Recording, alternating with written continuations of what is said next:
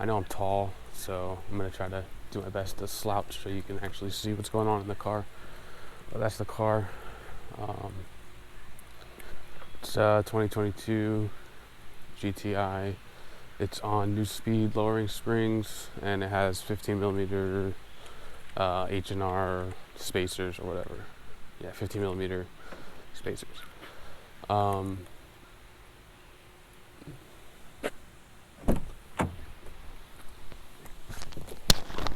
It's all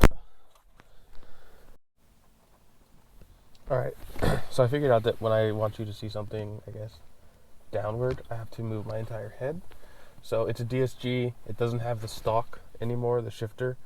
It has just a little beam thing like the newer Porsches do. This is the 7-speed DSG, and I think it's great. So you press the start button. Like I said, it's a rainy day, so I don't do anything crazy. When you start this car, it always defaults to your last setting, but it's not actually in that mode. So like I usually drive in eco because I commute a lot, but in reality it just goes back to like comfort mode, which is basically, it doesn't have sport suspension or anything like that. So it's really just the tune. And so in like first startup, it's more like sport mode, but it doesn't have the noise maker on, and it doesn't have the pops on. It will pop if you actually press sport mode, and it turns on the sound actor or whatever it's called, the noise maker. A lot of people complain about it, but like, dude, it's a 4-cylinder car, and realistically, like it's either gonna make good noise or it's gonna make bad noise. They put fake noise in, so you think it's making noise, so that you don't go and put a ridiculously loud exhaust on it, because then it will sound like crap. So whatever, like I'm not gonna complain about it. It sounds fine. So I'm up here for the OG Smokies event. So it's like a driving event where a bunch of people, like I guess we're all obsessed garage fans, YouTube channel, and we, Matt, the YouTube guy is up here, and we're all staying up here at this resort. And the idea is to get together, take photos, eat together, congregate, and then go out driving. But today's a crap day, so we're here for like 2-3 more days. So today's just an off day, and honestly, I could use it. I'm kind of tired and all that. So I am going to drive to town. I need to get groceries and stuff because I don't want to eat at that crappy restaurant here. For one, it's not that great, and for two, it's really expensive. I've never done this POV type of thing before, so hopefully it works out well. Everybody complains about the touch stuff in this car. That's the first thing people say. It's like, how do you feel about the touch stuff? And honestly, all of these buttons are haptic, and that's why I have this stupid front plate on it, where it says haptic, because it's just a joke. But seriously, like, it's not that big of a deal. So over here you have the headlights. That's the fog lights. You can do rear defrost, front defrost, all in the same spot. So you can press 3 buttons and have all your defrosters on, ready to roll. It's minimal, and it works. There's nothing to complain about. Over here, radio doesn't have buttons, but you can swipe. So you see the volume is there. You can swipe it up fat. Well, there's nothing playing, so it won't come back on. You can swipe it, or you can actually press the button. And I usually just press the button if I want to do fine adjustments, or swipe if I need to quiet down fast, because I don't like turning this knob because the thing turns with it. So I like to leave it centered. So you have drive modes, climate, and then your assist, which I never use this thing. Like, it's just, I left it on. And then the parking menu. So that turns on the camera, you can see what's around you, and then it has the sensors. There's nothing to really like complain. Like, it's a car, not a computer. Like, it's not gonna be, you don't need to be using this the whole time you're driving. You just need to drive the car, and it's very good at doing that. So, all that aside, heated seats right here, heated steering wheel right there. This is a base model GTI, so it's an S. The seats, I think, are awesome, front and rear. It's got like lane keep, so like it'll do travel assist. So it has radar cruise, so it won't get too close to cars. It'll also keep you between the lines, so all you have to do is hold the steering wheel, and this car will literally drive itself. It has rain sensing windshield wipers, which are on, but it waits till you start driving before it turns them on. And so you just put it into drive and you're good to go. You can activate in sport mode, you can activate the paddles at any time. Left or right, hold right to turn it off, and it goes back to sport mode. I'm just going to leave it in sport until I decide not to. So now I said rain sensing windshield wipers and they're not going to work. Oh, there they go. So there's a bunch of us down here. We're doing the OG Smokies event here in Fontana Village, North Carolina. Lots of cool people, lots of cool cars. We'll see if we see anybody or. I guess we're going this way. I have the GPS on, but there's no signal out here. I use the Wi-Fi from the hotel to get my directions, and I'm heading into town. So 2.0 turbo, Gen 4, EAAA, EAAA, whatever it's called, Volkswagen engine. It's the same thing that they had since like 06 or 08, something like that. In theory, they've updated it, things have changed, but it's the same thing. DSG in this car, it's wonderful. I really, really like this car.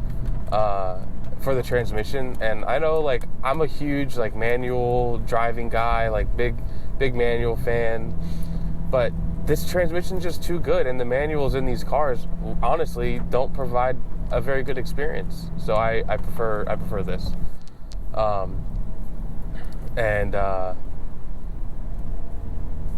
What is happening? Oh, we're not in the right. There we go.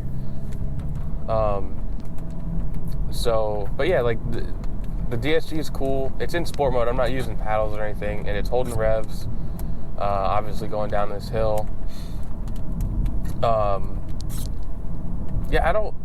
don't know the big complaints about this car because I watched all the reviews just like everybody else, and I have very few complaints about this car. And sometimes I get in the car and this thing doesn't work, or the backup camera will go like rainbow and you can't see anything, or it'll be delayed. And it's like people expect things to be perfect, and it's a $30,000 car. Maybe it should be, but like to me, it's not perfect. It's not going to be perfect. Just accept it for what it is, and you'll have a great time with it. It's a brand new car. It has a warranty. If something really fails, you can get it fixed. But like, a glitch in the screen once or twice a month or once or twice a week isn't, to me, worthy of like really complaining and taking the car and having it sit at the dealer forever. One of the biggest things that I've been hearing with these cars is the radiators basically coming unhooked from the little like suction mount thing, or the little, it's like a stalk that goes into a rubber bushing, and the radiator will come out and the belt will basically rub a hole in the radiator, and there's no parts available for these cars yet. So that's a thing, but I checked my radiator, because you can actually just push it back into place if it comes out. I've checked mine a few times, it's fine. And I put let's see, 8,500 miles on this car in less than 3 months. I drive a lot. So no real issues with the car. I put lowering springs on it maybe, 3 weeks ago, something like that. And very happy with them. They ride almost like stock, which it was a great ride stock, but it does a lot more for, they're progressive, so they do the the ride dampening, like I don't know the term or the what they're actually doing, but when I drove this car on the track at VIR the day after my birthday, March 13th. Stock. It had 1,200 miles on it, and to be honest with you, I was very underimpressed. I outdrove the brakes, I outdrove the tires, and I'm an amateur driver. I'm never going to say that like a faster driver could have made this car go faster around the track, but for me, being a very amateur driver, it wasn't the best thing. The biggest thing I noticed was, so in a turn, when you're in a turn and you plant the car, there's like this zone where the suspension's just dead and it'll rock, and it really felt unstable. It felt like you could have rolled the car over. And that the springs got rid of that entirely. Like, I can put this car in a turn and it'll stay there, and it'll just come right out the other side. The tires are the Pirelli P0 Nero All Seasons, with 8,500 miles on them, and they are not great, but in weather like today, they do great. And I'm not going to push this car at all, especially in the rain. But a day like today, all season, no complaints. They're great for driving in rain and crap, but as far as gripping when you want it to grip, maybe not so much.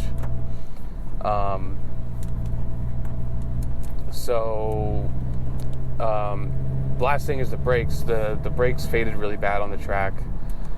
Front straight, VIR, 100, 115 miles an hour, and basically the pedal was like, yeah, nah. So it needs pads and fluid. The brakes on this car are actually the Mark 7 Golf R brakes, I guess, size-wise. So they're plentiful in terms of, geez, there's like a tree that fell down. They're plentiful in terms of like surface area. They just need a better pad and a more, stronger fluid. So that's little stuff. I wanted to do it and go to the track in like 2 weeks. I just haven't had the money. And I also want to put, I know it's like, I kind of want to keep it looking good or make it look good. And, cause I hate these stock wheels, but, I wanted to keep it looking good, make it look good. And also, make it handle good. So I think I'm going to put 19s on it, which is kind of against the grain of like performance stuff, but,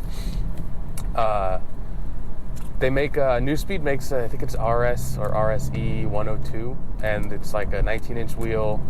Looks awesome on the car, and it's only 20 pounds, I think. It's a super, pretty lightweight wheel for a 19 by 8.5. Then I was thinking of doing like a 255 35 or 255 40 all the way around. I think this car would be super stuck to the road, with like a PS4S or maybe like a PS4S. I don't track it enough to really want like a track compound, and I think the PS4S is the best blend of best of both worlds kind of thing. At least from what I know. I could be, I'm an amateur, so I could be wrong, but so that's my plans for the car. And other than that, I'd like to put an intake on it. I want to do a Club Sport front bumper and like a lip, because I put the stupid Euro plate on it because the dealer put holes in the bumper, and I live in a state with no front plate. I like the front plate. I think it's cute, it's funny, but like I do want a clean Club Sport front bumper, and I want some kind of exhaust, but I do like how loud it is, and I don't want it to be annoying and farty. So I was thinking about just when the downpipe comes out, just putting a downpipe on it and leaving the factory exhaust. That might, give me some turbo sound and a little bit more power, but not get it. It's not going to be farty and crappy. So we'll see. But as you can see, it's in sport mode. I don't even touch the paddles or anything. It's doing it all for me. It holds gears great. I will say though, this car, when you're driving it, you can get really bad gas mileage. Which I understand, like it's a lot of cars are like that, but I've had cars where you could like beat the crap out of it and still get 30 miles per gallon. This car is not the case. On the way here, I drove like 9 hours to get here. I think I got 37-ish, 36, 37 miles per gallon. It's pretty good. But, the driving, like spirited driving in this car, you're gonna get 12 miles per gallon, 15 miles per gallon, which is, it's fine. It's an experience, and it's a really fun car to drive. So really cool, like power band in this car, and it's ample for what you have, even factory. I'm not sure what the car weighs, but it definitely doesn't feel very heavy. I know it has electronic power steering and it's variable ratio, so that probably helps with some of the weight feeling. But this thing is just, it's really good. I do have a clunk going on in the front. I think it's just the shock mounts. When I did the lowering springs, I used the factory shock mounts, and I've heard a lot of people have issues with the shock mounts already. There have been some quality control issues with these Mark 8s as they are built in Germany again, which you would expect to be better, but they're not. But little stuff. It's nothing's perfect. I understand it's a $30,000 car, but like again, nothing is going to be perfect. So I'm going to shut up for a little bit and just drive the car and let you hear it for a few minutes. This car I think doesn't sound bad. It's a 4-cylinder, it doesn't sound terrible. Anyways, I'm going to shut up and enjoy the rest of the drive into town. It's got 14 miles left, so.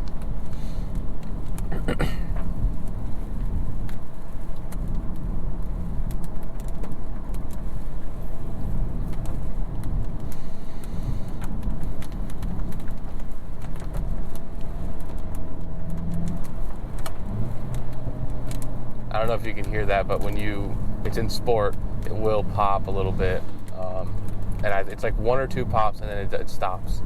It's like the perfect amount of pop. For me, I think it's like, that's cool. Anything where it just continues to pop, I think is a little bit tasteless, but that's just me.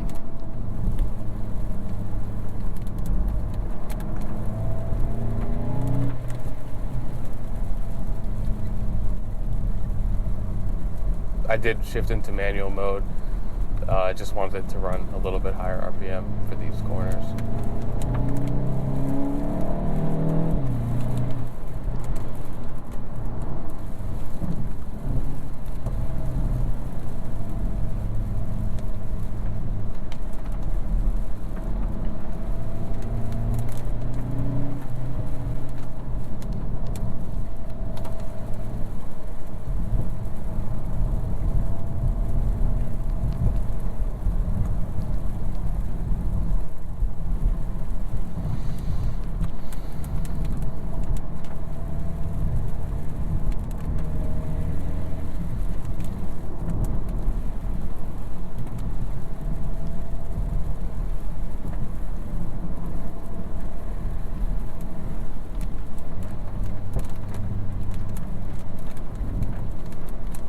I think one of the cool things about this car too is that the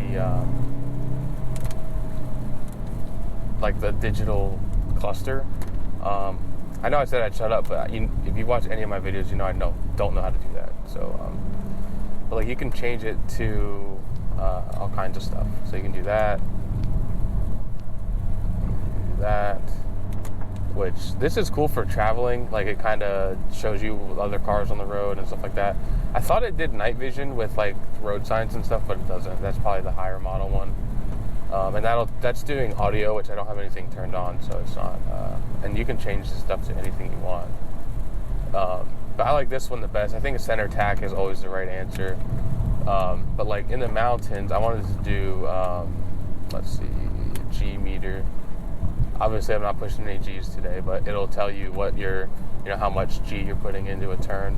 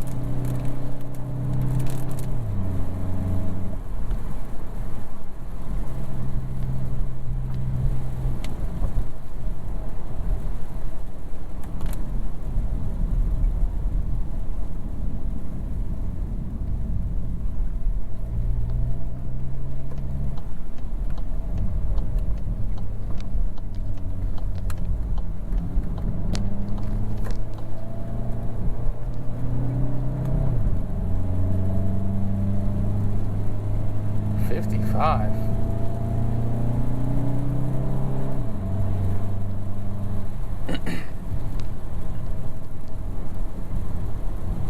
Probably a little fast for this road, even, you know, in the rain, in the dry, it's probably fine. I'm not gonna do it.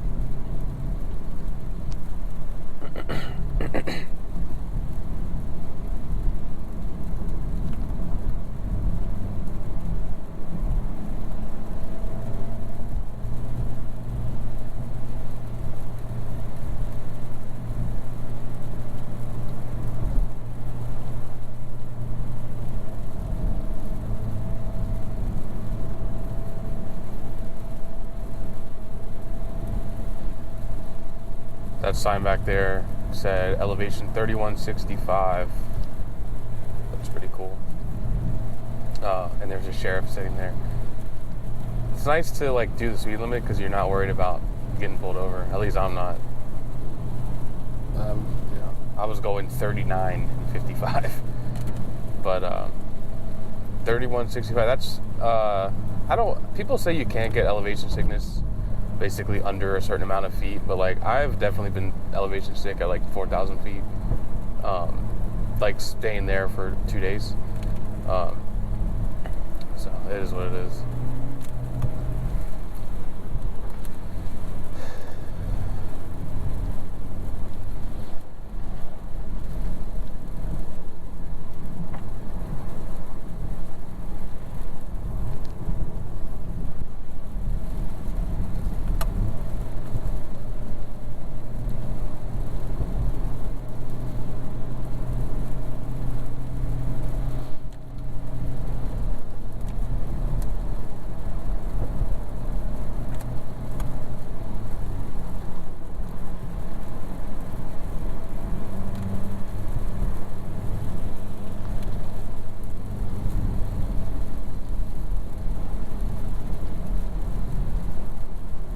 I think in the dry, I wouldn't even touch the brakes here, but I might have to drive this road tomorrow. At least a 55 speed limit seems like you can actually go 60 and not get pulled over. I think that's what would make this one pretty fun.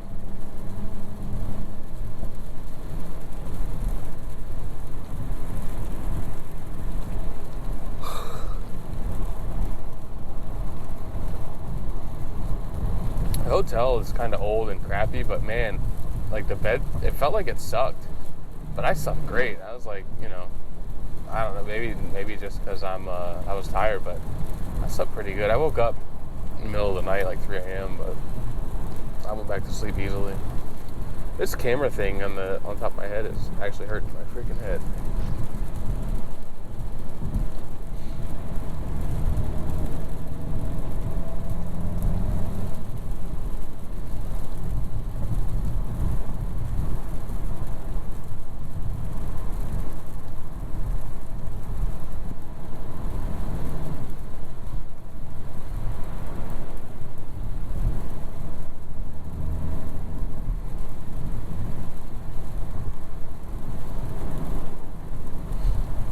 for the record, too, 8,600, I'd say 8,600 miles.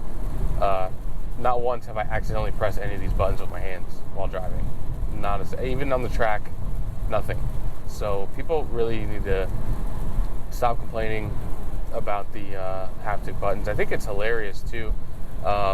Kyle from Obsessed Garage, this was what he said, but it's completely true. He was asking me about the haptic stuff because he was, I guess, looking at a Mark 8R, and he said it's just like when iPhone got rid of the button. So iPhone got rid of the button, and they do the swipey thing now, and